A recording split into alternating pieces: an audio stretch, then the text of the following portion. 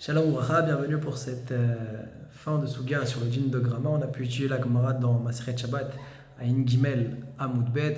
Sur la Gemara nous avait dit Man de Dasha Pissa les Dikla ve Atart Mare.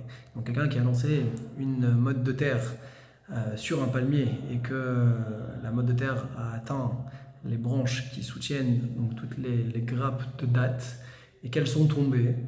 Alors la Gemara nous dit qu'il y a une marloquette entre Rav Papa et Rav Ashi. Rav Papa, il nous dit on est chayav shtayim pour deux melachot.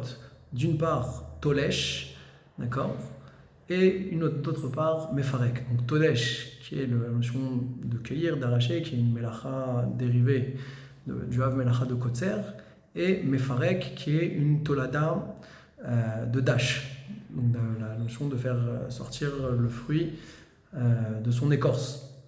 Ça c'est d'après Rav Papa. Rav Ashi, lui, il dit qu'on est patour.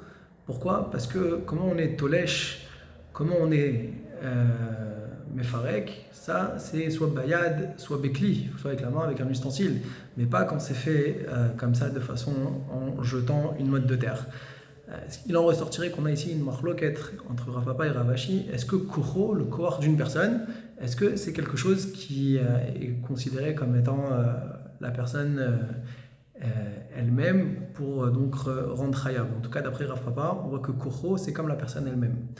On a vu ensuite une marloquette entre Rashi, Tosfot et le Ramban sur comment comprendre comment la melacha de Mefarek elle s'est effectuée. Comment ici on peut dire qu'on est chayav mishum Mefarek, donc tolada de dash. D'après Rashi, lui il va expliquer que c'est qu'on a déchargé l'arbre, on l'a allégé.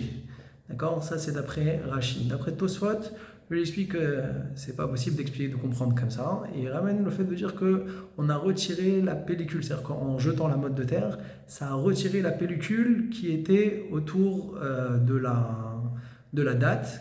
Et c'est ça ici la notion de Mefarek. Alors que pour Rashi, c'était le fait d'avoir allégé l'arbre qu'on lui a retiré le fruit de son écorce. D'après le Chidusha Ramban, c'est compris différemment.